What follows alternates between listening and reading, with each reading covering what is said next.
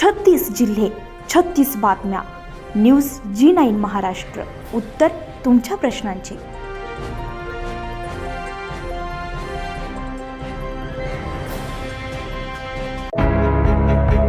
पथरोड वसुंधरेवरील म्हणजेच पृथ्वीवरील वने, माती, हवा, पाणी, जैवविविधता यांसह सर्व नैसर्गिक संसाधनांचा काळजीपूर्वक वापर करणे तसेच पुढील पिढ्यांसाठी त्याचे संवर्धन करणे, मानवनिर्मित कृतीमुळे पृथ्वीवर होणारे प्रदूषण आणि पर्यावरणाची नासाडी रोखणे किंवा त्याला आळा घालणे याविषयी जनजागृती होण्याची गरज आहे. अचलपूर तालुक्यातील युवक दरवर्षी वेगवेगळ्या भागांत रोपे लावून वसुंधरेला हिरवीगार करण्याचा प्रयत्न करत आहे. त्यामध्ये आतापर्यंत 1500 पेक्षा अधिक वृक्षांची लागवड करण्यात आली आहे. त्यातील 1000च्या वर वृक्ष आज जिवंत आहेत. हे विशेष संयुक्त राष्ट्रसंघाच्या आकडेवारीनुसार गेल्या 10 वर्षात पृथ्वीच्या तापमानामध्ये जेवढी वाढ झाली आहे त्यापैकी 85% तापमान वाढ एवढ्या एकट्या कार्बन डायऑक्साईडमुळे झाली आहे. खनिज इंधने मानवनिर्मित कार्बन डायऑक्साईडच्या उत्सर्जनाचे मोठे स्रोत आहे आणि ज्या वाहनांचा ऊर्जेचा अतिरेकी वापर करत असतो त्यावेळी खनिजे इंधने जळून कार्बन डायऑक्साईडची निर्मिती करत आपण जागतिक तापमान वाढीला हातभार लावत असतो. आपल्या इतर छोट्या मोठ्या कृतीतूनही पर्यावरणास घातक ठरणाऱ्या वायूंची निर्मिती होत असते. या फाउंडेशनमध्ये शासकीय कर्मचारी, शेतकरी, शेतमजूर, विद्यार्थी तर छोटे व्यवसाय करून आपल्या कुटुंबाचा उदरनिर्वाह चालवत असलेल्या सर्व वयोगटातील सदस्यांचा समावेश आहे.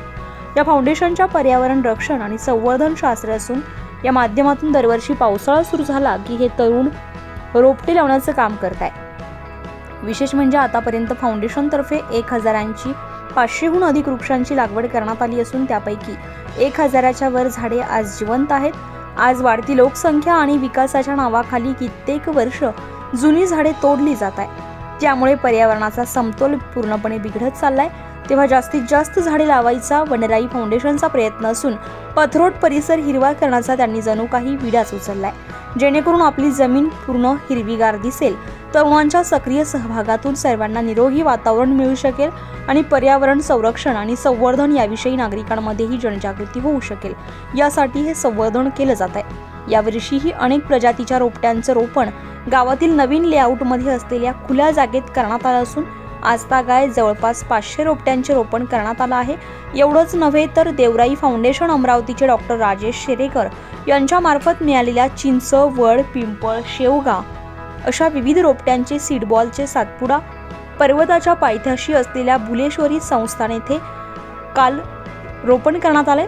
सुधीर मोहोड, प्रमोद निर्मळ, पंकज कडू, गौरव बावणे, अमोल शेंडे, संदेश खांडेकर, विनोद मेश्राम, राहुल महानकर, गोपाल उके यांनी वनराई फाउंडेशनची स्थापना 2021 मध्ये करून सर्वप्रथम गावामध्ये वृक्ष लागवड आणि संवर्धन चळवळ सुरू केली.